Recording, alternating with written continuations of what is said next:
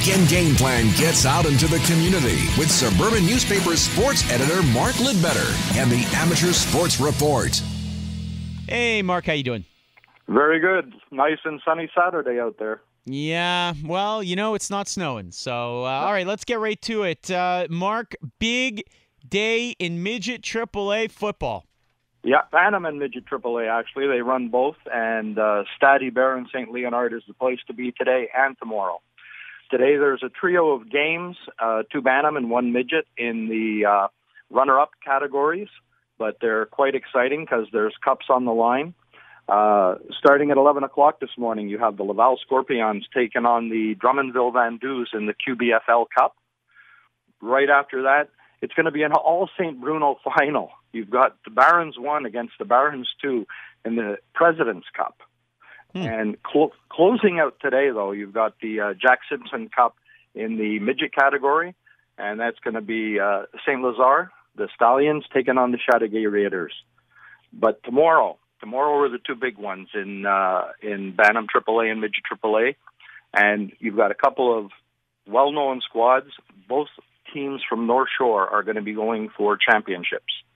Now, in the Bantam Coupe d'Or AAA, the North Shore Lions, who are celebrating their 50th anniversary this season, are looking to three-peat, and that would give them their 37th provincial championship title and their 14th this millennium. Wow.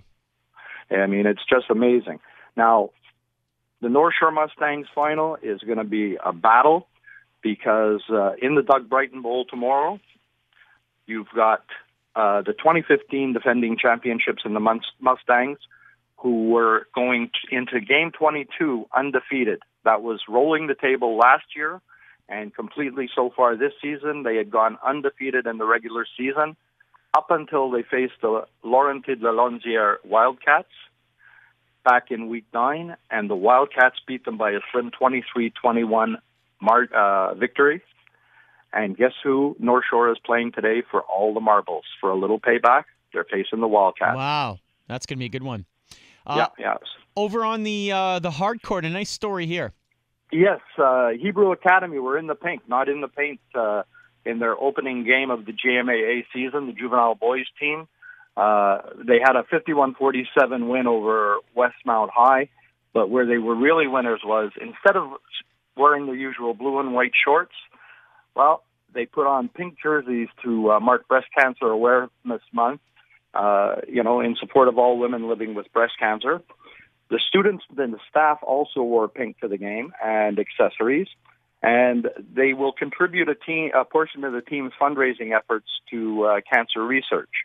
But to everybody in the gym, the most special part of the game was an appearance by Hebrew Academy parent Adina Moss, who was celebrating her final round of chemotherapy that very game day.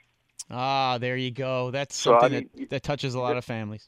Yeah, it's just amazing, and it shows the importance of sports and values that players can learn from the amateur level on.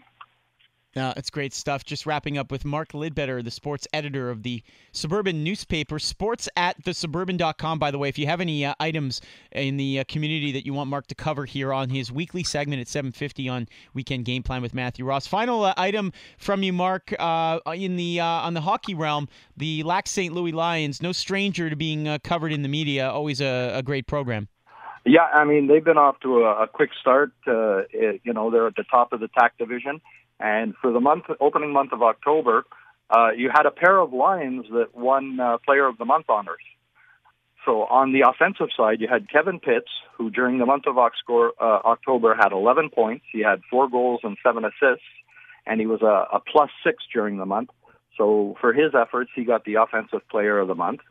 And then Noah De La Durante was a +5 and averaged 3 shots made per game during the month of October. So he was tapped as the Defensive Player of the Month. And it's players like this that, they have throughout the roster that have the Lions firing on all cylinders this season so far. All right, and let's squeeze one more in, Mark. I know you had something on somebody with the same name as you. Yes, Habs General Manager Marc Bergevin, going back to his roots in Point St. Charles. He's teamed up with Share the Warmth for the first edition of Parc de Jaune Le Puck, a hockey fundraising event that's going to help youth in Bergevin's childhood neighborhood, where he played with the Villemard Hurricanes and Mario Lemieux, by the way. Now, there's going to be two teams that have ponied up money to play at the the Point St. Charles Arena, which is on 1055 Hibernia. But Bergevin will be coaching one squad, and the other team will be coached by legend Guy Lafleur. Now, the game faces off at noon today, and prior to the game, there'll be a kids' ball hockey game starting at 10 outside the arena to, sort of tie it all together. But with Share the Warmth and the money raised this entire weekend, there's other events going on. It's going to go to their programs, which include music, tutoring, school supplies, school food, and allow young people to receive the support they wouldn't get otherwise. That's right. So just a great event, and this is going to be the first edition today. Well, you know something, a little-known fact, I believe I was in grade 6 at the time. We're talking about 1990. That's when Share the Warmth began, and I remember being involved in some kind of pilot project with a little-known group that had just started called Share the Warmth. So they've been around a very long time, and they've done a lot of great things. Mark, thank you so much for your time. Appreciate it. My pleasure, and happy birthday to your daughter. Have an extra slice of cake for me. Oh, I hope I can avoid it. Thank you.